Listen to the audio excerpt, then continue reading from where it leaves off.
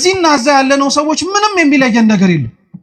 እዛ ያሉት ክርስቲያኖች እየሞቱ ያሉት፣ እዛ ያሉት ክርስቲያኖች ዋጋ እየከፈሉ ያሉት የሚያስገድል ምክንያት ኖራቸው አይደለም። እኛ እዚህ ያለን የምንኖር ሰዎች ደግሞ የሚያስኖር ምንም ጽድቅ ተገኝቶብን አይደለም። እነሱን የሚያስገድል ምክንያት እኛን የሚያስኖር ምን ነገር አለ? ስለ ክርስቶስ የሞቱትን ዜና መስማት የከበደው ሰው እንዴት ቆሞ የጊዮርጊስን ገድል ይሰማ? እንዴት ቆሞ የመርቆሬዎስን ገድል ይሰማ? አይችልም በፍጹም። ጊዮርጊስ የሞተለትን መርቆሬዎስ ሕይወቱን የሰጠለትን አምላክ እኮ ነው ዛሬም ድረስም ጭምር ክርስቲያኖች በየቦታው ሕይወታቸውን የሚሰጡለት። የነሱን ዜናማ መስማት እንዲያውም ጥባትን የሚጨምር፣ የነሱን ዜና ማዳመጥማ እንዲያውም ሕይወትን ነው ጭምር የሚያሞቅ። የነሱን ዜና መስማት እንዲያውም ከምንኖረው ከንቱ ሕይወታችን ባለፈ ለካ ሌላ ትርጉም ያለው ሕይወት እንዳለ እንድናውቅ ነው የሚያደርግ። እኛ አሁን የምንኖርበት ዓላማ እውነት የሚያስኖር ይመስላችኋል? እንዲያውም ተገላቢጦሽ ቢሆን ነው እንጂ ዚማ ክፋትን ሊያስነሳብን እኛ ራሳችን ላይ አጸፋው ሊመለስብን የሚችል ብዙ ኃጢአት አለብን፣ ብዙ ክፋት አለብን፣ ብዙ ነውር አለብን። እግዚአብሔር የሚያውቀው ከዛም አልፎ እኛው ራሳችን የምናውቀው ማለት ነው። ያፈረስናቸው ሕጎች በሙሉ የናድናቸው ስርዓቶች በሙሉ ችግር የለም ብለን ገሸሽ ያደረግናቸው የቤተ ክርስቲያን ሕይወቶች በሙሉ ዛሬ መተው ዋጋ እያስከፈሉን ያሉት እነሱ ናቸው። ሌላ ምንም ነገር አይደለም። ክርስቲያኖች እነሱ ናቸው። የትናንትና ኃጢአቶቻችን ማስተካከል ያልመረጥናቸው እንዲያውም ለምደን ጭራሽ እንደ ስርዓት እያደረግን ለመኖር የወደድናቸው ዛሬ ዋጋ ያስከፍሉን። ካላስተካከልናቸው ነገም አያቆምም፣ ነገም ይቀጥልብን። ስለዚህ ቢያንስ እንኳን መፍትሄን ፈልግ ብለን፣ ቢያንስ እንኳን እናስብ ብለን፣ ቢያንስ እንኳን ከኛ ምን ይጠበቃል ስንል ከኛ ምን ይጠበቃል የሚለው ጥያቄ መልሶ የሚጀምረው ከየግለሰብ ከራሳችን። ከገሌ የሚጠበቅበትን ካላወቅ ካንተና ከኔ የሚጠበቅበትን ልንገርህ። ንስሐ ማየት እንድንችል ራሱ ያደረገ ክርስትና የለም ብለን ደፍረን እንዳንናገር፣ ስለ ክርስቶስ የሚኖሩ ሰዎች የሉም ብለን እንኳን አፋችንን ሞልተን እንዳንናገር የሚያደርገን ብዙ ምክንያት ይሰጠናል። የፈረሰ ቤተክርስቲያን ይሰራል አይተናል። ክፋት ነውር በገነነበት በተለያዩ ዘመናት ላይ የጠፉብንን መቅደሶች እኮ ሰርተናል። እግዚአብሔር የተመሰገነ ይሁን። ግን የፈረሰውን ሰው መልሰን አግኝተነዋል? የሞተውን ሰው መልሰን ቀስቀሰን አንስተነዋል? አያችሁት? ሰው ይበልጣል ማለት ነው። ሰው ከፍ ያለ ትርጉም አለው ማለት ነው። ሰው ከፍ ያለ እኛ ልንረዳው ያልቻልነው በምን አይነት ሁኔታ ራሱ እግዚአብሔር እንድንረዳው ሊያደርገን እንደሚችል ጥያቄ ራሱ ሊፈጥር በሚችል መልኩ የበለጠ ትርጉም እንዳለው ማወቅ መቻል አለብን። ያ ማለት ግን ቸልተኛ፣ ያ ማለት ግን ለዘብተኛ፣ ያ ማለት ግን እንቅልፋም መሆን አለብን ማለት አይደለም። መጸለይ አለብን፣ መበርታት አለብን፣ መጠንከር መቻል አለብን። ቤተክርስቲያናችንን ችግር ደርሷል ኑ ድረሱ ተብሎ ደውል እስኪደወልልን መጠበቅ የለብንም።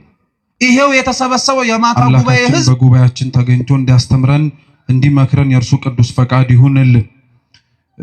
እንደሌሎቹ የወንጌል ክፍሎች ሁሉ አምላካችንና መድኃኒታችን ኢየሱስ ክርስቶስ ይህ ያነበብነው ቃሉን ለሰሙት ያስተማረው ትምህርት ነው።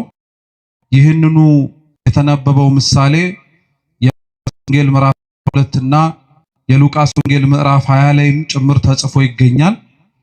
ጥቂት ከሆኑ የሐሳብ ልዩነቶች ባለፈ መሰረታዊ በታሪክ ደረጃ ምንም የሚለያይ ሐሳብ አይኖረው። አንድ የወይን አትክልት ስፍራ የነበረው ሰው እንደነበረ ለወይኑ አትክልት ስፍራ የሚያስፈልገውን ነገር በሙሉ እንዳደረገለት በኋላም ደግሞ ያደረገለትን የወይኑን ስፍራ ፍሬውን ለመቀበል ሰዎችን እንደላከ እነዛም የተላኩት ሰዎች በየተራቸው ፍሬውን ለመቀበል ሲሄዱ እንደተገደሉ በመጨረሻም ደግሞ ልጁን እንደላከና ልጁን ደግሞ ሲያዩ ይበልጥ እንደተናደዱና እንደተበሳጩ ልጁንም እንደገደሉት ጭምር ይናገራል።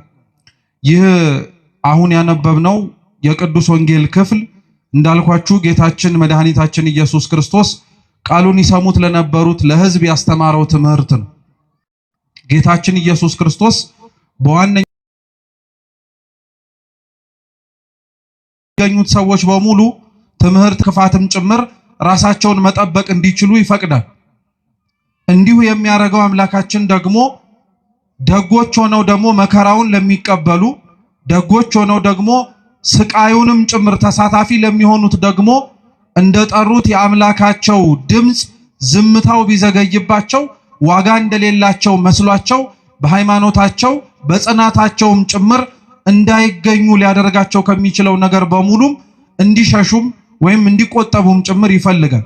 እግዚአብሔር ትምህርትን ያስተምር የነበረው ነገሮች ከመሆናቸውም በፊት ይሄ ነገር ይሆናል፣ ያ ነገርም ሊመጣ ይችላል እያለ ያስተምር የነበረው ለዛ ነው። ይሄም ያነበብነው የመጽሐፍ ቅዱስ ክፍል ነገሮች ከመሆናቸው በፊትና ከመፈጸማቸው በፊት የተነገረ ትንቢት ነው። ይሄ ትንቢት ልዩ የሚያደርገው ምንድነው? ትንቢቱ በሐዲስ ኪዳን ይነገር እንጂ ነገሮች ከመፈጸማቸው በፊት ይሄንኑ ትንቢት ግን አምላካችን ኢየሱስ ክርስቶስ አስቀድሞ በነቢያት ላይ አድሮ ያስተማረውን ትምህርት መነሻ በማድረግ ነው ያስተማረው። ትላንት ያልነበረ ዛሬ ላይ የሚጀመር፣ ትላንት ያልተነገረ ዛሬ ላይ ደግሞ እንደ አዲስ የሚነገር ምንም ነገር አይኖርም። ስለዚህ ጌታችን ኢየሱስ ክርስቶስ ትላንትና በነቢያቱ ላይ አድሮ ሲያስተምር የነበረው እርሱ እንደሆነ ያውቁ ዘንድ ስለፈለገ ይሄ የወይን አትክልት ስፍራ የሚለውን ምሳሌ አድርጎ ሊያስተምራቸው ፈለገ። ይህንን ምሳሌ ለመጀመሪያ ጊዜ ላይ የተናገረው ይህንንም ትምህርት በማስተማርም ጭምር ጌታችን መድኃኒታችን ኢየሱስ ክርስቶስን የመሰለው ነብዩ ኢሳይያስ። ነብዩ ኢሳይያስ በትንቢተ ኢሳይያስ ምዕራፍ 5 ከቁጥር 1 ጀምሮ አምላካችን ልዑል እግዚአብሔር ያስተማረውን ይህንኑ የወይን አትክልት ስፍራን ምሳሌ መስሎ አስተምሮበታል። ይሄ የወይን አትክልት ስፍራ ቅጥር የተማሰለት፣ መጭመቂያ የተዘጋጀለት፣ በኋላም ደግሞ ማማ ተዘጋጅቶለት እየተጠበቀ የነበረው ኢሳይያስ በኦሪቱ የተናገረለት የእስራኤል ሕዝብና እስራኤላውያን ናቸው። እግዚአብሔር አምላካችን ለወይኑ አትክልት ስፍራ ባለቤት እንደነበረውና እንዳልኳችሁ ለሚያስፈልገው ነገር በሙሉ ለስፍራው እንዳሟላ ሲናገር ነብዩ ኢሳይያስ ደግሞ በትንቢት መጽሐፉ ምዕራፍ 5 ቁጥር 1 ላይ ከዛ የበለጠ ሌላ ትርጉም እንዳለው ደግሞ ይናገራል። እርሱም ምንድነው? እግዚአብሔር አምላክ የወይን አትክልት ስፍራ ለተባለችው ለእስራኤል ቅጥርን መማስ፣ አጥርን መስራት፣ ማማንም ሰርቶ ገበሬዎችንና ሰራተኞችን ቀጥሮ መንከባከቡን ትኩረት አድርጎ የተናገረ ብቻ ሳይሆን ኢሳይያስ ምንም ነገር እንዳላጎደለባትም ጭምር ይናገራል። ይወዳት ለነበረችው ስትሰቃይ ከስቃይ ላወጣት፣ ክፉ ሲሆንባት ፈጥኖ ለደረሰላት ለሕዝቡ እግዚአብሔር አምላክ ይሄንን ስፍራ ብቻ ሳይሆን ከስፍራውም የላቀውን ምንም ያጎደለባት ነገር እንደነበረ ይናገራል። መጽሐፍ ቅዱስ ለእስራኤልና ለእግዚአብሔር ያላቸውን ግንኙነት በተለያየ መንገድ አድርጎ ነው የሚናገረው። በተለይ ደግሞ ምንም እንዳላጎደለባት ነብዩ ኢሳይያስ የተናገረውን ግልጽ የሚያደርገው እግዚአብሔር እስራኤልን እንዴት እንደሚያያትም ጭምር ስናውቅና ስንረዳ ነው። እስራኤል የመረጣት እግዚአብሔር ሕዝቡን የሚመለከተውና ያየው የነበረው በአንድ መጽሐፎቻችን ዙሪያ ላይ ስትመለከቱት በዚሁ በኢሳይያስ መጽሐፍ ላይ እስራኤልን እንደ ሙሽራ ወይም እንደ ሙሽሪት አድርጎ እርሱ ደግሞ እንዳጫት እንደ ሙሽራ አድርጎ ነበር ይመለከት የነበረው። ስለዚህ እግዚአብሔር አምላክ ሙሽራይቱ ለሆነችው ለእስራኤል ይቀናላት ነበር።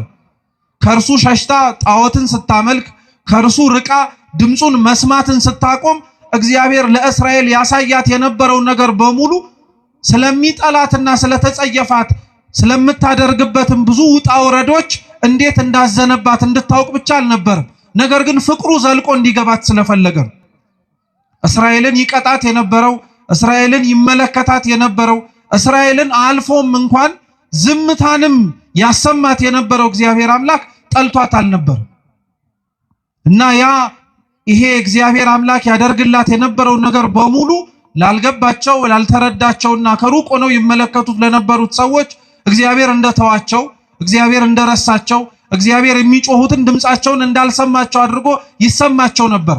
እግዚአብሔር ግን ይህን ያደርግበት የነበረበትን ምክንያት በኢሳይያስ አንደበት ላይ ሆኖ ሲናገር ምን አለ? በእውኑ ለወይኔ ቦታ ያጎደልኩበት ምንድነው አለ። እስኪ ያጎደልኩበት በሉ ምንድነው? እግዚአብሔር እውነት ነው የምነግራችሁ፣ ለእስራኤል ምንም ያጎደለባት ነገር የለም።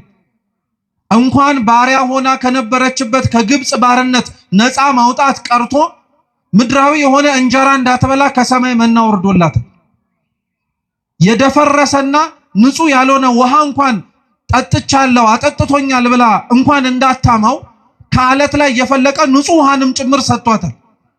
በመንገዴ ማንም እንኳን አብሮኝ አልነበረም ብላ ራሷን ወደ ላይ አንስታ እግዚአብሔር ላይ እንዳታጉረመርም ከምድር ስንዝር ከፍ አድርጎ ከፊትና ከኋላ የሚመጡባትን ጠላቶቿን ጠብቆ ነው ሲንከባከባት የነበረው። ይህንኑ እንዲህ ያደረገላትን እግዚአብሔር ነው ራሷ እስራኤል ደግሞ ተነስታ የጎደለባት ይመስል ብዙ ነገርን ላይዋ ላይ አመጽ ያነሳችው እግዚአብሔር ነው። እና እግዚአብሔር ለእስራኤል ምን አጎደልኩባት ብሎ እንደሚናገረው ሁሉ ኢሳይያስ የተናገረውን መልሶ እርሱ አምላካችን ኢየሱስ ክርስቶስ ሲራመድና በመሬት ላይ ሲያስተምር ያንኑ ትንቢት አንስቶ ሊያስተምራቸው ፈለገ። ለአንድ ሰው የወይን አትክልት ስፍራ ነበረው፣ ወይም የወይን አትክልት ስፍራ የነበረው ባለቤት ነበራል። ቅጥር መቀጠር፣ መጭመቂያ ማዘጋጀት፣ ከዛም አልፎ ደግሞ ማማ መዘርጋት ለአንድ ለወይን አትክልት ስፍራ የሚያስፈልጉ ነገሮች ናቸው። መቼም አንድ ሰው ገበሬም እንኳን ሆኖ ዘር የሚዘራው መሬቱ መቀበል እንደሚችል ዘሩን ለማሳየት እርሱም ደግሞ ይቀበላል ብሎ ለመናገር አይደለም። የዘራውን ዘር አጭዶ ጎተራ ለመክተት ከጎተራው አውጥቶ ቢወድ ሽጦ ሊያተርፍበት አለያ ደግሞ ከፈለገ ደግሞ እንዲበላው እንዲጠጣው። የወይኑ አትክልት ስፍራ ባለቤትም ቅጥር የቀጠረለት ምንም አይነት ነገር መጥቶ ፍሬውን እንዳያጨናግፍበት ነው። መጭመቂያ ያዘጋጀለት ወይኑ ሲደርስ አገልግሎቱ ተጨምቆ እንዲጠጣ ተጨምቆ የወይን ጠጅ መሆን እንዲችል ለማድረግ ነው። እየሰማችሁ ነው። ማማም ያዘጋጀለት ደግሞ ከሩቅ የሚመጣ ጠላትን ወይም ከሩቅ የሚመጣ ቅጥሩን ሊያፈርስበት የሚችል ከወይኑ የፈለገውን ፍሬ ማግኘት እንዳይችል ሊያደርገው የሚችለውን ጠላት መመልከትና ማወቅ እንዲችል። ክርስቶስ በጅማሬው ይሄንን ያወራ የነበረው ስለ እስራኤላውያን የወይን አትክልት ስፍራ ተብላ የተነገረችው እስራኤል ናት። ቅጥር መቀጠር የተባለው እስራኤልን መጠበቁን መንከባከቡን ለማሳየት ነው። መጭመቂያ አዘጋጀላት የሚባለው ደግሞ ከእግዚአብሔር የተቀበለችውን የሰጣትን ነገር በሙሉ ፍሬ ልታፈራበት የምትችለውን መጠቀም የምትችልበትን መንገድ ሰጣት። ቤተ መቅደስን ሰጣት፣ ታቦትን ሰጣት፣ ካህናትን ሰየመላት። መቅደስ አዘጋጅቶ መግባት መውጣት እንዲችሉ እነሱም ተሳታፊ መሆን እንዲችሉ መስዋዕት የሚያቀርቡበትንም ስርዓት ሰጣት። ቅጥር አዘጋጀላት አልኳችሁ። መጭመቂያ አዘጋጀላት፣ ማማም ጭምር ሰራላት። ማማው ከሩቅ የሚመጣ ጠላትን ለማወቅ እንዲረዳ ሁሉ መጽሐፍትን ሰጣት ማለት ነው። ነቢያትን አስነሳላት። ከሩቅ የሚመጣውን ክፉም ይሁን ደጉን መስማትና ማወቅ እንዲችሉ አዘጋጃቸው። ይሄ የተደረገለት ይሄ የተፈጸመለት ቦታ እንዳልኳችሁ በጅማሮ እስራኤል ናት። እስራኤል ግን ለዚህ ለተደረገላት ነገሩ አጸፋውን የመለሰችውና ለእግዚአብሔር ያሳየችው ግብረ መልስ ግን እንዴት ነበረ? ሲነበብ እንደሰማችሁት ቅዱስ ወንጌሉ የወይኑ ስፍራ ባለቤት ወይኑ የሚያፈራበት ጊዜና ወቅት እንደደረሰ ስላወቀ ሰራተኞቹን ላካል። ሰራተኞቹን የላካቸው ልብ ብላችሁ ስሙ፣ ቅጥሩን እንዲያፈርሱ ወይ የቆመላቸውን ማማ እንዲንዱ ወይ መጭመቂያቸውንም ጭምር ደግሞ እንዲንዱባቸው አይደለም፣ ፍሬውን ብቻ መልቀም እንዲችሉና የተደከመባትን ድካም እንዳለና እንደሌለበት ለማየት። ሰራተኞቹ ግን ሲመጡ በውስጥ ይሰሩ የነበሩት ሌሎች ሰራተኞች ቀድመው በወይኑ ስፍራ ላይ የነበሩት በጣም አድርገው አስቸገሩ። እንዲያውም ይመጡ የነበሩትን ሰራተኞች አንዳንዶቹን ገደሏቸው፣ አንዳንዶቹን ወገሯቸው፣ አንዳንዶቹን ደግሞ በጣም ብዙ ስቃይን አሰቃዩአቸዋል። እግዚአብሔር ለደከመላት ለእስራኤል ይልካቸው የነበሩት ሰራተኞች የተባሉት ነቢያት ናቸው። መጽሐፍ ስለሰጣቸው ስለጠበቃቸው በእግዚአብሔር መቅደስ ውስጥ በረከትንና ፍሬን ማግኘት የሚችሉበትን መጠቀም የሚችሉበትን ነገር በሙሉ ስላደረጋቸው እግዚአብሔር ይሄ ይበቃቸዋል ብሎ አልተዋቸው። እግዚአብሔር እንዲህ አይነት አምላክ ነው። እኛ ለልጆቻችን በየትኛውም ጊዜ ላይ ዛሬ ስለለበሱ ይበቃቸዋል፣ ጠግበው ስላደሩም ነገ ያስፈልጋቸውም አንልም። እንዲያውም የበለጠውን ነገር እናደርግላቸዋለን። እግዚአብሔርም ለሕዝቡ እንደዛ ነው። መጽሐፍ ስለሰጠ መቅደስ ስለሰራ ጥቂቶች መልእክት ለመላክ ከተላኩት በውስጥም ጭምር ነቢያት እንዳልኳችሁ ነው። የተገደሉት በሩቅ ሰው አይደለም። ዛሬም ሀገራችን ላይ ያሉት በየቦታው የሚሞቱት ወገኖቻችን የሚሞቱት በሩቅ ሰው አይደለም፣ በራሳቸው ሰው ነው። በራሳቸው ሰው ነው የሚገደሉት። ሐቁ እንደዛ ነው። የሚገደሉት ጥፋት ኖሮባቸው አይደለም። የሚገደሉት ክርስቲያን ሆነው ስለተገኙ ነው። ማታትን ዜና ቤተክርስቲያን የምትዘክረው ስዕላቸውን ስላ ብቻ አይደለም፣ ገድላቸውን እያነበበች እንዴት እንደኖሩም ጭምር በማሰማት ነው። ስለ ክርስቶስ የሞቱትን ዜና መስማት የከበደው ሰው እንዴት ቆሞ የጊዮርጊስን ገድል ይሰማ? እንዴት ቆሞ የመርቆሪዎስን ገድል ይሰማ? አይችልም በፍጹም። ጊዮርጊስ የሞተለትን መርቆሪዎስ ሕይወቱን የሰጠለትን አምላክ እኮ ነው ዛሬም ድረስም ጭምር ክርስቲያኖች በየቦታው ሕይወታቸውን የሚሰጡለት። የነሱን ዜናማ መስማት እንዲያውም ጥባትን የሚጨምር፣ የነሱን ዜና ማዳመጥማ እንዲያውም ሕይወትን ነው ጭምር የሚያሞቅ። የነሱን ዜና መስማት እንዲያውም ከምንኖረው ከንቱ ሕይወታችን ባለፈ ለካ ሌላ ትርጉም ያለው ሕይወት እንዳለ እንድናውቅ ነው የሚያደርግ። እኛ አሁን የምንኖርበት ዓላማ እውነት የሚያስኖር ይመስላችኋል? እነሱ ግን ሊኖሩበት የመረጡትም ሊሞቱበትም ጭምር የወደዱት ዓላማቸው ጌታችን መድኃኒታችን ኢየሱስ ክርስቶስ ነው። እውነት እግዚአብሔር ስሙ የተመሰገነ ይሁን። ይህን ማየት እንድንችል ራሱ ያደረገን ክርስትና የለም ብለን ደፍረን እንዳንናገር፣ ስለ ክርስቶስ የሚኖሩ ሰዎች የሉም ብለን እንኳን አፋችንን ሞልተን እንዳንናገር የሚያደርገን ብዙ ምክንያት ይሰጠናል። ብዙ ምክንያት። ከነዛ ሁሉ ምክንያት ትልቁ ምክንያት ግን እንዳልኳችሁ ልክ የወይኑ ባለቤት ስፍራ ነቢያቱን የቀደሙትን አባቶችን ልኮ ሰዎቹ በአጸፋው ሞትን እንደፈረዱባቸው ሁሉ ምናልባት ከሰሙ ምናልባት ካዳመጡ ብሎ ልጁን ላከላቸው። እየሰማችሁ ነው? ግን ቅርበት ስላለው ማለት ነው። የሩቅን ሰው በምን አድርጌ ምሳሌ ልስጣችሁ? ለምሳሌ ቤታችሁ ውስጥ አክስት ሲሞትና ወይ አጎት ሲሞትና ልጅ ሲሞት ያለው ልዩነት ተመሳሳይ ነው ወይስ አንድ ነው? ተመሳሳይ ነው ወይስ ይለያያል? ይለያያል እኮ። የሩቅ ዘመድ ሲሆን ወይም የስጋም ዘመድ ሆኖ እንደ ራሳችሁ እንደ ልጅ ሊሆን ግን አይችልም። ልብ ብላችሁ ስሙ። ጠላቶች የሆኑት የወይኑን ስፍራ ለማስተካከል ተሰይመው ልጁን ለመግደል የወሰኑት ሰዎች ስለዚህ እንግደለው ብለው ተማከሩ። በሁለተኛው ግልጽ የሆነው ምክንያታቸው ደግሞ እርሱን ከገደልን ወራሹንም ጭምር ካወጣን ባለቤትነቱ የቦታው የኛ ይሆናልን ብለው ጭምር ስላሰቡ ልጁን ያዙት፣ አሰቃዩት፣ አንገላቱት፣ ዋጋም ጭምር አስከፈሉት። ከነቢያት በኋላ የወይን አትክልት ስፍራ ለተባለች ለእስራኤል ለሕዝብ ሁሉ የተላከው ልጅ የሚባለው ዛሬ በዓሉን የምናከብርለት ቸሩ መድኃኔዓለም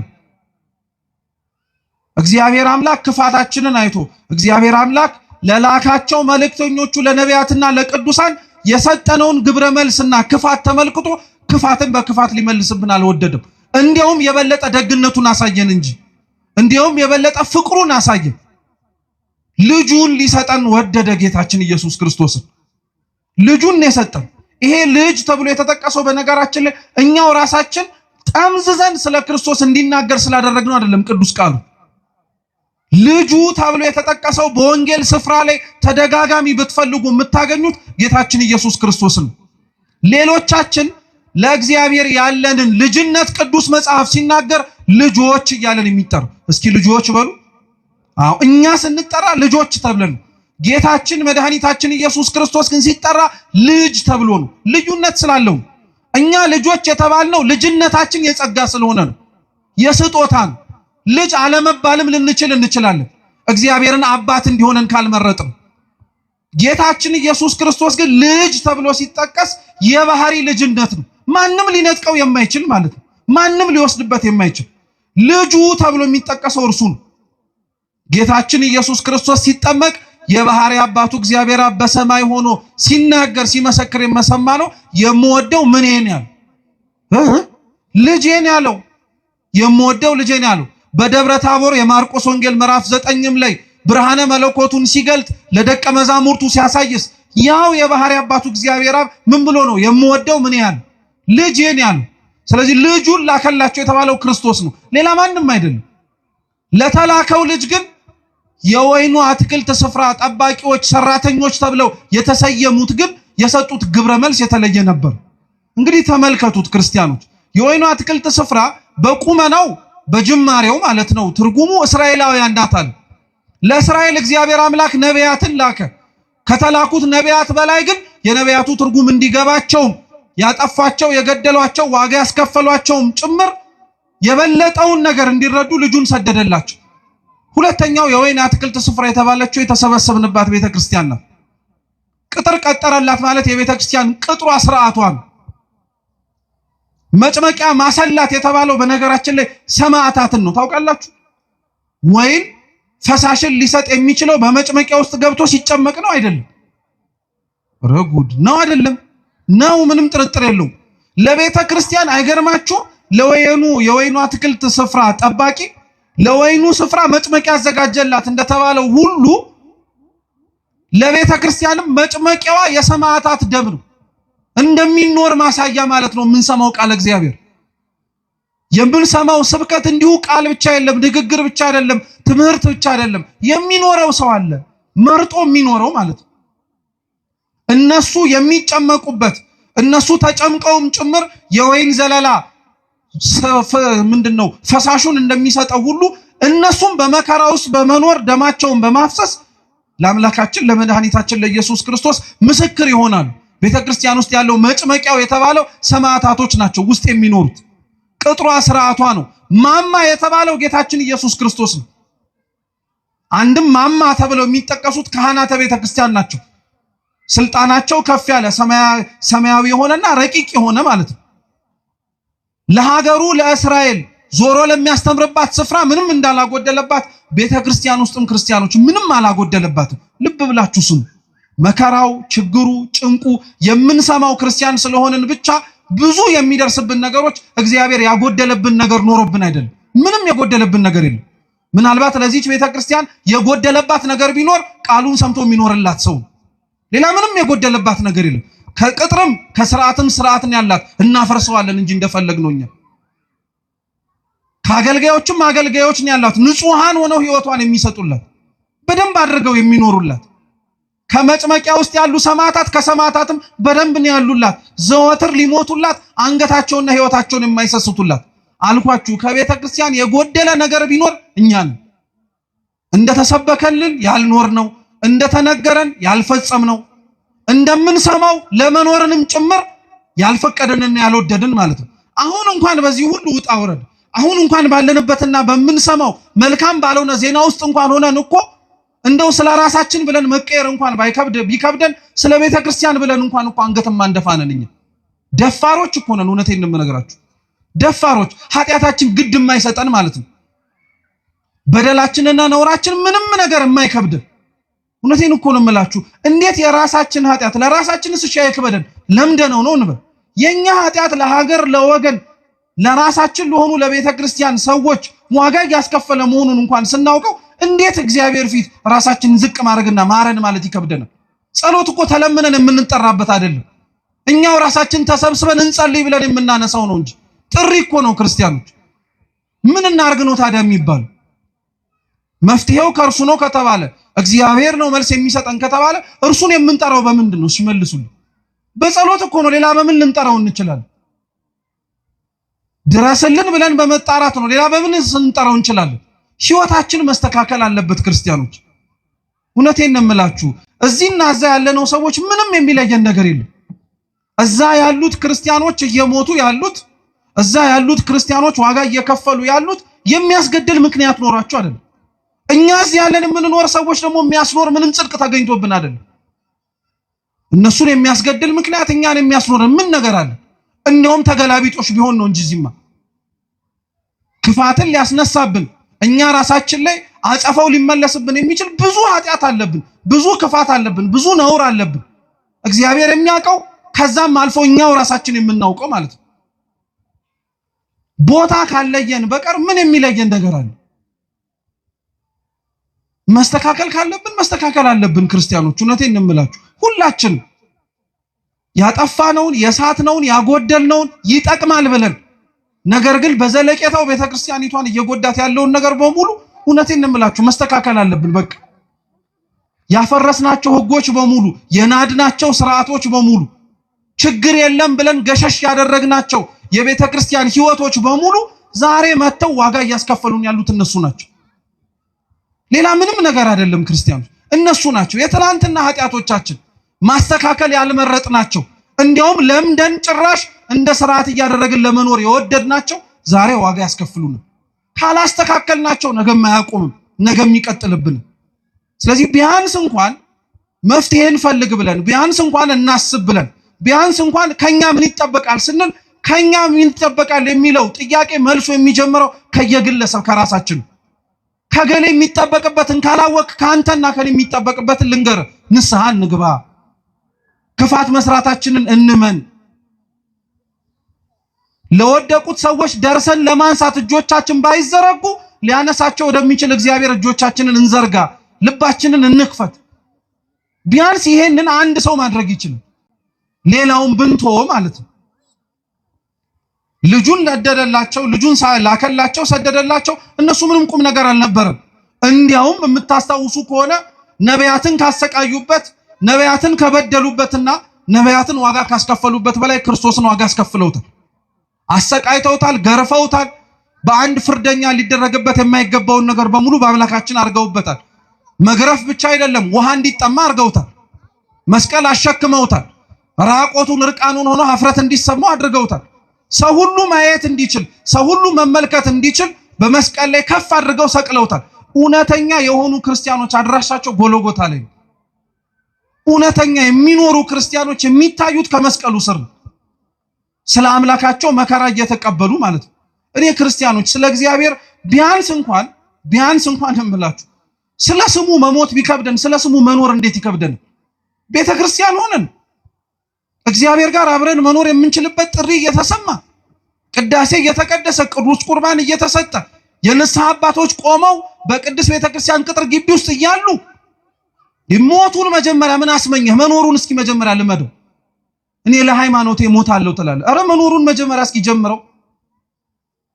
እንዲሁ ዝም ብሎ የሚሞት ይመስልሃል? እንዲሁ ዝም ብሎ አንገት የሚሰጥ ይመስልሃል? አይደለም። ክርስቲያኖች መኖር የጀመረ ሰው ነው ለመሞትም ጭምር የሚቸኩል። እኛ እኮ ከሩቅ የሰማነው ሞት፣ ከሩቅ የሰማነው ሰይፍና ስለት እዚህ ቢመጣ እግዚአብሔር ነው የሚያውቀው ማናችን እስከ መጨረሻው ድረስ ልንጸና እንደምንችል። መኖርን ያለመደ ሰው እንዴት ለመሞትም ጭምር ይቸኩላል? አልኳችሁ እኮ ክርስቲያኖች ስለ እግዚአብሔር ለመሞት ከመመኘታችሁ በፊት መጀመሪያ ስለ ክርስቶስ መኖርን መናፈቅ መቻል አለባችሁ። የዛን ጊዜ ላይ ገዳይ እስኪመጣም አትጠብቁም። እናንተው ራሳችሁ ለመሞትም ጭምር ትንደረደራላችሁ። ለምን ይመስላችኋል ዘመነ ሰማዕታት ሲያበቃ መነኮሳት በረሃውን በሙሉ ያጥለቀለቁት? ሰይፍና ስለቱ ሲቀር የሰላም ዘመን መጣ ተብሎ በቆስጠንጢኖስ ሲታወጅ እኮ ደም ስለ ክርስቶስ ማፍሰስ በግድ ቀረ ብለው አገር ሰላም ብለው አልተቀመጡም። ሕይወታቸውን ለክርስቶስ አሳልፈው ስለሰጡ መከራውን ለመሳተፍ እንዲያውም የበለጠ ጭንቅ ወደሚገኝበት ወደ በረሃው እየሸሹ ገቡ እንጂ ሰማዕትነቱ ሲቀር ሰማዕትነቱ እየቀረ ሲመጣ ምንኩስናው እያበበ እየሰፋ መጣ። ምክንያቱ ይሄ ነበር፣ ስለ ክርስቶስ መኖርን መናፈቅ ማለት ነው። ልጁ የሞተላቸው ልጁንም ጭምር እንዲሞት ከመላኩ በፊት መጀመሪያ እኮ ክርስቶስ አብሯቸው እንዲኖር ነው የተደረገው። እየሰማችሁ ነው? ክርስቶስ ከመሞቱ በፊት አብሯቸው ነበር አልነበረ? ነበረ፣ ኖሮ ነበረ። ሕይወትን እንዴት መመላለስ እንዳለባቸው አሳይቷቸው ነበር።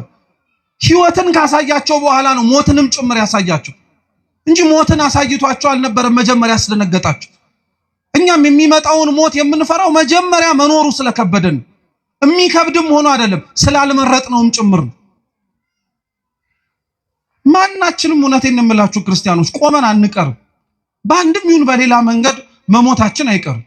ግን አደራ መርሳት የሌለባችሁ እንዲሁ ኖረን እንዲሁ እንዳንሞት ግን መፍራት አለብን። በጣም እንዲሁ ዝም ብለን መኖር እንዲሁ ዝም ብሎ መሞት አያዋጣም።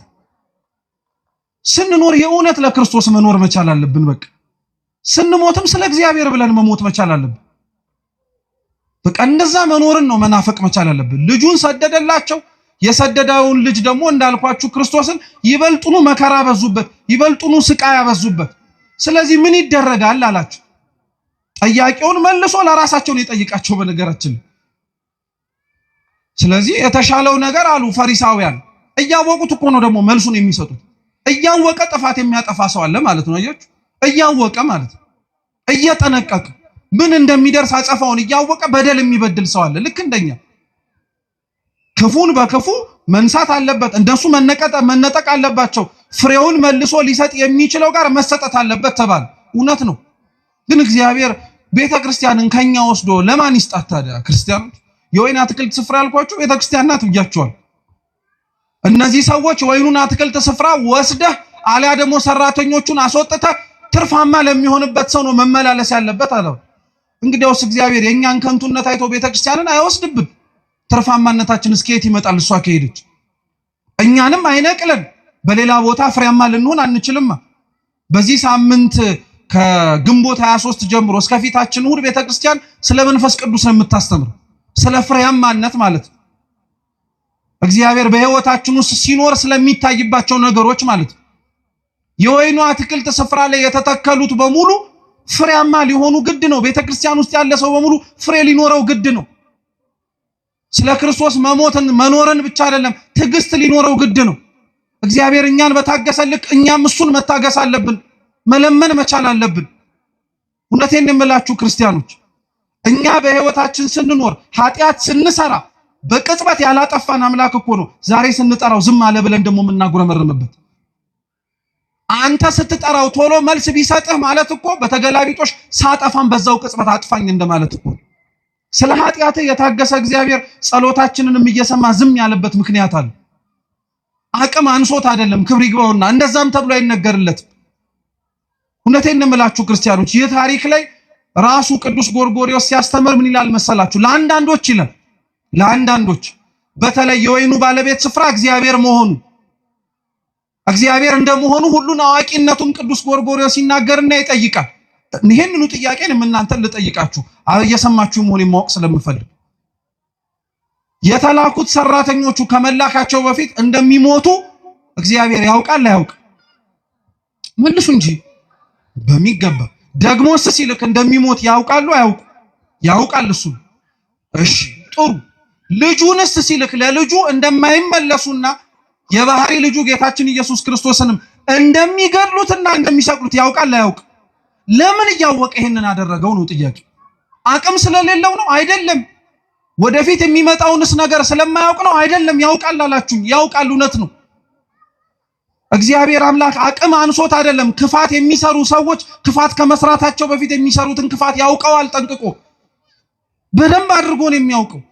ዝም የሚለው ክፋቱን የሚቀበሉት ሰዎች አንደኛ ከክርስቶስ ጋር በሞት ህይወታቸውን እንዲያሳምርላቸው ለቤተ ክርስቲያን ዘወትር ማህፀነ ለምለም ሆና ሰማዕታትን እንደምትወልድ እንድናውቀው ነው። ለኛ ክፋት የሚሰሩትን ሰዎች ክፋታቸው ውስጥ እያገባ ወደ ኋላ የማይመልሳቸውም አይደለም። አንዳንዴ ያረጋዋል እግዚአብሔር፣ ሌላውን ጊዜ ላይ ዝም ሊል ይችላል እግዚአብሔር። ዝም የሚለው ግን አልኳችሁ አቅም አንሶት አይደለም። ክፋቶችም የሚሰሩት ልክ ደግ እንደሚሰሩት ነፃ ፈቃድ አላቸው። ይሁዳ ክርስቶስን አሳልፎ እንደሚሸጠው ጠንቅቆ እያወቀ አይደለ እንዴ ምን ሲያደርግለት የነበረው? ዝም ብሎ ታግሶት አልነበረ? አሳልፎስ እንዳይሰጠው ምልክትስ እየነገረው አልነበረ? ተው እያለ እየተናገረ አልነበረ? ተናግሮታል እኮ በተደጋጋሚ። ይሁዳን እንዳይሸጠው፣ ይሁዳ ክፋት እንዳይሰራ፣ ይሁዳ ኃጢአት እንዳይሰራ በደንብ አድርጎ ደጋግሞ ነግሮታል። ነፃ ፈቃዱን አልገፈፈው። ዛሬም ክፋት የሚሰሩትን ሰዎች ክፋታቸውን እያወቀ እንዳይሰሩት ይናገራል እግዚአብሔር። አልሰማም ካለ፣ አላዳምጥም ካለ፣ አሻፈረኝ ካለ ግን በኋላ ላይ የሚመጣውን ደግሞ በጸጋ መቀበልም ግዴታ አለበት። እግዚአብሔር አምላክ የቁጣውን በትር አንስቶ እርሱም ደግሞ መልስ እሰጣለሁ ካለ ለማዳመጥ ዝግጁ መሆን መቻል አለበት ማለት ነው። ክርስቶስ ከዛ በኋላ ይሄንን ሲነግራቸው አይ የወይኑ አትክልት ስፍራ መነጠቅ አለበት፣ ሰራተኞቹ መለወጥ አለበት ብለው ራሳቸው በራሳቸው ላይ ፈረዱ። እኛም እውነት ራሳችን ላይ ለመፍረድ እግዚአብሔር በቸርነቱ ይርዳል። ከእግዚአብሔር የፍርድ ዙፋን ፊት ሳትቆሙ ክርስቲያኖች እናንተው ራሳችሁ ከእግዚአብሔር ፊት አሁን ቆማችሁ ራሳችሁ ላይ ፍረዱ። ንስሐ ግቡ ማለት ነው። በቃ ንስሐ እንግባ። በደል መስራታችንን እንመን። ምንም ደስ የሚያሰኝ ምንም የሚያኩራራ ምንም አንገትን ቀና አድርጎ የሚያስኬድ ነገር የለን። ምንም እውነቴን ነው የምነግራችሁ። ይሄን የምላችሁ ሟርት ስለሆነ፣ ይሄን የምላችሁ አሁን ያለንበት ወቅት የሐዘን ስለሆነ አይደል። በዚህ ዓለም ላይ ስንኖር ቀና ብለን ለምንኖርበትና ቀና ብሎ ሊያስኬደን የሚችለው ምክንያት ክርስቶስ ካልሆነ በቀር ምድራዊ ነገራችን ሊሆን ስለማይችል በፍጹም ሊሆን አይችልም። ራሳቸው በራሳቸው ላይ ፈረዱ። ፈርደው ግን አልተስተካከሉ። እኛም መስማቱን እንሰማዋለን፣ ሰምተን ግን አልተለወጥንም። እንድንለወጥ እግዚአብሔር በቸርነቱ ይርዳል። ይህንኑ አላቸው። ቀጠለና ጌታችን መድኃኒታችን ኢየሱስ ክርስቶስ ግን እኛ ለትምህርታችን ርዕስ ያደረግነውን ኃይለ ቃል ነገራቸው። እስኪ ግንበኞች በሉ የናቁት ድንጋይ እርሱ የማዕዘን ራስ ሆነ። ግንበኞች የተባሉት አይሁድ ናቸው። የናቁት ድንጋይ የተባለው ክርስቶስ ነው። ድንጋይ መሆኑን የምታውቁት ወይም አለት መሆኑን የምታውቁት አምላካችን ኢየሱስ ክርስቶስ ትዝ የሚላችሁ ከሆነ በፊልጵስዩስ ቂሳሪያ ስለማንነቱ ለደቀ መዛሙርቱ ሲጠይቃቸው ቅዱስ ጴጥሮስ አንተ የሕያው የእግዚአብሔር ልጅ ነህ ሲለው ጴጥሮስ ሆይ አንተ ምንድን ነህ ያለው? አለት ነህ፣ ድንጋይ ነህ ብሎ ነው የተናገረው። አለትነቱ የጴጥሮስ ድንጋይነቱ የጴጥሮስ ንግግሩ ነው። ጌታችን መድኃኒታችን ኢየሱስ ክርስቶስ ነው በሱ አለትነት ላይ የታነጸ በሱ አለትነት ላይ የተመሰረተ ምንም ነገር እንደማይናወጽ ለማስተማር እየሰማችሁ ነው። ስለዚህ የመጀመሪያው ድንጋይ ጌታችን መድኃኒታችን ኢየሱስ ክርስቶስ ነው። ግንበኞች የናቁት የተባለው ድንጋይ ጌታችን ኢየሱስ ክርስቶስ የማዕዘን ራስ ይሆናል አለ። ምን ማለት መሰላችሁ? እነሱ የገፉት፣ እነሱ የናቁት፣ እነሱ የሰቀሉት፣ እነሱ ከፊት ለፊታቸው ያባረሩት ጌታችን ኢየሱስ ክርስቶስ ትልቁንና ዋናውን ስፍራ ይዛል። በጣም ነው የሚደንቀው። ቅዱስ ባስልዮስ ዘቂሳርያ እቺኑ ቃል ሲተረጉም ምን ይላል መሰላችሁ? እነሱ የናቁት፣ እንዲያውም አብራችሁን በሉ፣ እነሱ የናቁት ክርስቶስ ልባቸውን ሲነግስበት፣ እነሱ ደግሞ የተናቁት የሰውን ሀብትና ንብረት ይዘው ተቀመጡ። አይገርማችሁ? የበለጠውን ነገር ክርስቶስ አገኘው፣ እነሱ የተናቀውን ነገር አገኙ። ዛሬም ድረስ ክርስቶስ የሞተለትን ክርስቶስ ደሙን ያፈሰሰለትን ሰው ንቆ ከነሱ የሚገኘውን ጥቅም ፈልጎ አይኖርም። ነውር ነው፣ ኃጢአት ነው። እነሱ ይበልጣሉ፣ ሰው ይበልጣል። ክርስቲያኖች ምንም ነገር ቢሆን ሰው ይበልጣል። የፈረሰ ቤተክርስቲያን ይሰራል፣ አይተናል። ክፋት ነውር በገነነበት በተለያዩ ዘመናት ላይ የጠፉብንም መቅደሶች እኮ ሰርተናል። እግዚአብሔር የተመሰገነ ይሁን። ግን የፈረሰውን ሰው መልሰን አግኝተነዋል። የሞተውን ሰው መልሰን ቀስቀሰን አንስተነዋል። አያችሁት? ሰው ይበልጣል ማለት ነው። ሰው ከፍ ያለ ትርጉም አለው ማለት ነው።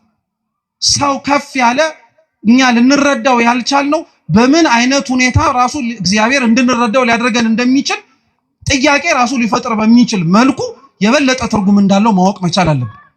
ግንበኞች የናቁት ጌታችን መድኃኒታችን ኢየሱስ ክርስቶስ፣ አይሁድ የናቁት እርሱ መሰረታዊውና ትልቁ ነገር ይሆናል አለ። እውነት ነው። እነሱ የናቁት ክርስቶስ፣ እነሱ የገፉት አምላካችን መድኃኒታችን ኢየሱስ ክርስቶስ ትልቅ ሆነ፣ ገነነ፣ ሰፋ። ገደልነው ሲሉ በሕይወት ኖረ፣ አጠፋነው ሲሉ ጭራሽ ገነነ። የሚያመልኩትን የሚከተሉትን ተማሪዎቹን በተናቸው ሲሉ እንዲያውም ጭራሽ በጰራቅሊጦስ እጅግ እጥፍ ድርብ ሆኖ 3000 ክርስቲያኖች ወደ ቤተክርስቲያን ገብተው ጭራሽ የቤተክርስቲያን ጉባኤ ሰፋ። አንደኛው ትርጉም እርሱ ልብ ብላችሁ ስሙ። ሁለተኛው ግን ይሄ አሁን ያነበብኩላችሁ የመጽሐፍ ቅዱስ ክፍል እቤት ገብታችሁ ከፍ ብላችሁ ብታነቡት ታሪኩ ከጌታችን ከመድኃኒታችን ከኢየሱስ ክርስቶስ ቤተ መቅደሱን ካነጻበት ታሪክ ጋር አብሮ የተያያዘ ነው። እየሰማችሁ ነው? አስታወሳችሁት? ቤተ መቅደሱ ውስጥ ገብቶ ቤቴ የጸሎት ቤት ነው እንጂ የወንበዴዎች ዋሻ አይደለም ብሎ ሲያነጻ እርሱ የተነገረበት ክፍለ ምንባብ ላይ ነው ይሄም ያለው አብሮ። በዕብራይስጥ ልጅ የሚለው ቃልና ድንጋይ የሚለው ቃል ተመሳሳይ ነው። ማለትም ደግሞ ቃሉ ይተረጎማል፣ አብሮ ይጠጋጋል። በዕብራይስጥ ድንጋይ ማለት እብን ማለት ነው። እየሰማችሁ ነው አይደል? እብን ማለት ነው። ልጅም እንደዚሁ በአቻ በቃል በድምጸታ በኩል ተቀራራቢ የሆነ ትርጉም እንዳለው ምሁራን ይናገራሉ። እና ይሄንኑ ቃል ሲተረጉሙት ምን ይላል? ግንበኞች የናቁት ድንጋይ የተባለው አንድም ክርስቶስ ነው ይላል፣ አንድም አካሉ የሆነች ደግሞ ቤተክርስቲያን ናት ይላል። እየሰማችሁ ነው? ግንበኞች የናቁት ድንጋይ የማዕዘን ራስ ይሆናል አይደል የተባለው። የተገፋችው ቤተክርስቲያን መግነኑ አይቀርም። የፈረሰችው ቤተክርስቲያን ነገ ተሰርታ ከፍ ብላ መታየቱ አይቀር። የናቋት ቤተክርስቲያን ተመልሰው ተንበርከከው ይቅርታ እንደሚጠይቋት አይቀርም። ምንም ጥርጥር የለም። ይሄው ክርስቶስ አሳይቶናል። እርሱን የናቁት በኋላ ላይ ክብሩን እንዳዩት ሁሉ ዛሬም ቤተክርስቲያንን የናቋት ነገ ላይ ክብሯን ከፍ ብላ ይመለከቷት። አንገታችንን መድፋት ያለብን ስለራሳችን ኃጢአት፣ አንገታችንን መድፋት ያለብን ስለራሳችን በደል ነው እንጂ በክርስቶስ በደሙ የተዋጀች ቅድስት ቤተክርስቲያን ምንም አትሆን፣ ምንም አትሆን። ትላንትና የነበሩት ያሰቃዩት፣ ያንገላቷት፣ ዋጋ ያስከፈሏት በሙሉ የሉም። ዛሬ እርሷ ናት ያለችው። ዛሬም ድረስ ቤተክርስቲያን ውስጥ ያለን ሰዎች ማወቅ መቻል ያለብን ይህንኑ ነው። ክርስቲያኑ ያ ማለት ግን ቸልተኛ፣ ያ ማለት ግን ለዘብተኛ፣ ያ ማለት ግን እንቅልፋም መሆን አለብን ማለት አይደለም። መጸለይ አለብን፣ መበርታት አለብን፣ መጠንከር መቻል አለብን። ቤተክርስቲያናችንን ችግር ደርሷል ኑ ድረሱ ተብሎ ደውል እስኪደወልልን መጠበቅ የለብንም። ይሄው የተሰበሰበው የማታ ጉባኤ ህዝብ ነገ በቅዳሴው ደግሞ ተሰብስቦ ቅዱስ ሥጋውን ክቡር ደሙን እየተቀበለ መገኘት መቻል አለበት። ያኔ ቤተክርስቲያን አለች ይባላል። ያኔ ቤተክርስቲያን እየሰራች ነው እየተገኘችም ነው ይባላል። ስለዚህ የተናቀችው ቤተክርስቲያን ሁሌም ተንቃ አትቀርም። የተገፋው መድኃኒታችን ኢየሱስ ክርስቶስ በምዕመናን ልብ ላይ እንደነገሰው ሁሉ ባሳደዷት ልብም ላይ ቅዱስ ቤተክርስቲያን ነግሳ የምናይበትን ዘመን አምላካችን ቅዱስ እግዚአብሔር ቅርብ ያድርግልን። የሰማነውን በልቡናችን ሰሌዳ ይጻፍልን። አምላካችን መድኃኒታችን ኢየሱስ ክርስቶስ በሀገራችን በሚቀበሉት ስለ ክርስቶስ ሲሉ ስለሚሞቱት ወገኖቻችን ብሎ የነሱን ደም አይቶ እኛን የደነዘዝነውን ያንቃል። እነሱን በቸርነቱ የጎበኘ እግዚአብሔር እኛንም በምህረቱ ኃጢአታችንን ይቅር እንዲለን ንስሐ ገብተን ቅዱስ ቁርባን መቀበል የምንችልበትን እድሜ እንደጨመረልን መጠቀም እንድንችል በቸርነቱ ይርዳን። በጎደለው በነጠበው በሊቃውንቱ በመምህራኑ የሚታረም ይሁን። ወስብሐት